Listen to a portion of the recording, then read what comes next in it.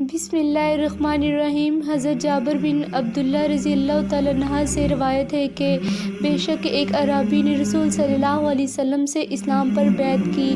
اعرابی کو مدینہ میں بخار چڑھ گیا تو وہ نبی کریم صلی اللہ علیہ وسلم کے پاس آیا اور کہنے لگا، اے اللہ کے رسول صلی اللہ علیہ وسلم، مجھ سے میری بیعت واپس لے لیجئے۔ تو نبی کریم صلی اللہ علیہ وسلم نے انکار کر دیا۔ وہ پھر آپ صلی اللہ علیہ وسلم کے پاس آیا اور کہنے لگا کہ میری بیعت فسخ کر دیجئے۔ تو آپ صلی اللہ علیہ وسلم نے انکار کر دیا۔ وہ پھر آپ صلی اللہ علیہ وسلم کے پاس آیا اور کہنے لگا کہ میری بیعت توڑ دیجئے۔ تو آپ صلی اللہ علیہ وسلم نے انکار ہی فرمایا۔ چنانچہ وہ اعرابی خود ہی مدینہ منورہ سے نکل گیا۔